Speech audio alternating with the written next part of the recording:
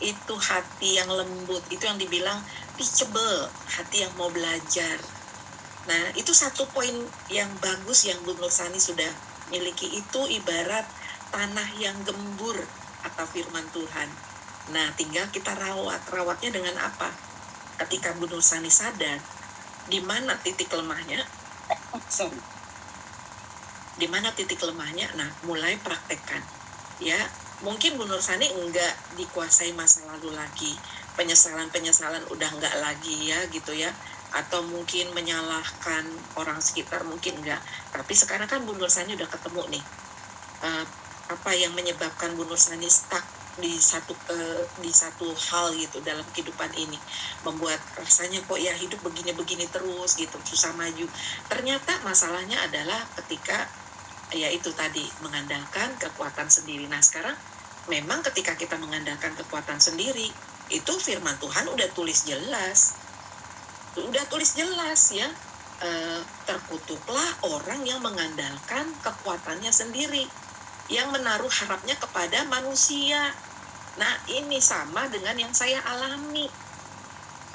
Saya pikir saya lakukan ini memang menurut saya baik, saya satset, orang lihatnya saya kayaknya gercep, tapi gercepnya saya membuat Tuhan di belakang saya. Nanti kalau udah ada kasus masalah baru Tuhan tolong. Tuh pola saya dulu begitu ya. Tetapi setelah saya lihat kebenaran firman dengan betul-betul dengan kesungguhan, dengan kerendahan hati, oh ya saya mau belajar percayai janji Tuhan. Gimana prakteknya konkretnya? Nah itu tadi ada contoh-contoh ya, tadi saya udah kirim di grup leader, itu contoh-contoh praktek bagaimana kita mempercayai Tuhan. Nah kalau saya melihat dari apa yang pergumulan yang dialami Bu Nur Sani, yang Bu Nur Sani memang perlu praktekkan adalah belajar untuk taat dan bertindak ya, taat dan bertindak ya, dan jangan buka celah untuk mulai kendor semangatnya, jangan buka celah untuk mulai membiarkan pikiran kita menggembara kemana-mana, nanti gimana ya, Tuhan udah bilang, ngingetin kesusahan sehari cukup sehari. Artinya apa? Bukan berarti besok kita nggak usah dimikirin, nggak usah ada rumah Kristus, nggak usah diatur anggaran, bukan. Artinya udah nggak usah overthinking. Biarkan apa yang sudah kita lakukan kita serahkan sama Tuhan. Untuk besok kan kita nggak tahu kita masih bangun apa enggak. Ya kita akan bertemu dengan siapa kita nggak tahu. Udah serahin nama Tuhan. Jalani day by day bersama dengan Tuhan dengan keteguhan hati. Wah itu prakteknya emang nggak mudah Bu. Apalagi buat kita wanita-wanita perkasa yang biasa ngandelin kekuatan kita. Aduh, biasanya saya jadi andalan di dalam keluarga. Wah itu saksut kita tuh kadang membuat kita tersesat juga gitu. Tersesat dengan mengandalkan kekuatan sendiri. Ya Bu Nur Sani praktek, pegang janji Tuhan yang mana. Yang menurut Bu Nur Sani ini sangat merema. Pegang aja itu satu.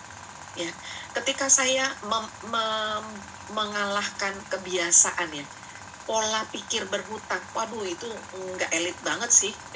Ya ediktif hutang itu nggak elit banget, tapi waktu saya mau mematahkan, mencabut akar masalah saya itu, karena saya ingin instan ya, ingin cepat, saya pakai firman Tuhan, Mazmur 121.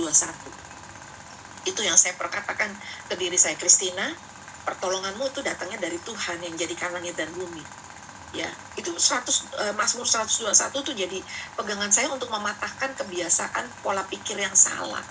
Kebiasaan untuk mengandalkan orang lain, mengandalkan kekuatan saya sendiri. Mazmur 121 nanti baca aja ya.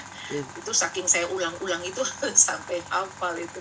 Aku melayangkan mataku ke gunung-gunung, dari manakah datang keselamatanku, pertolonganku?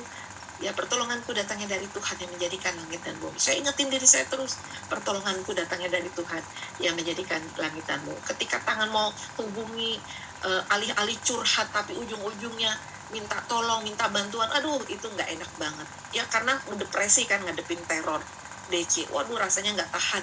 Lalu pengen instan lagi, minta tolong, rasanya minta belas kasihan itu sebagai satu pola. Wah saya belajar. Saya seperti menengking tipu muslihat iblis yang mau mencoba mengganggu pikiran saya. Saya bilang, hai iblis, pertolonganku datangnya dari Tuhan. Engkau tidak berhak mengganggu pikiranku, engkau tidak berhak mengganggu hidupku lagi. Pertolonganku adalah dari Tuhan yang menjadi karang hebatku. Itu saya katakan pada diri saya tengking, muslihat iblis, tipu muslihat iblis. Walaupun saya sadar iblis itu nggak bisa menguasai kita, tapi kan aumannya itu membuat kita takut. Kita bisa terjebak. Ya, jadi Bu Nur Sani, semangat, maju terus. Bu Novia, salah satu poin untuk bisa menyelamatkan kita untuk tidak jatuh dalam kelemahan yang sama adalah bersaksi, Bu. Betul. Karena kesaksian, saya betul-betul jadi lebih berhati-hati. Sebelumnya saat di mentor kan sudah berlatih ya, berhati-hati.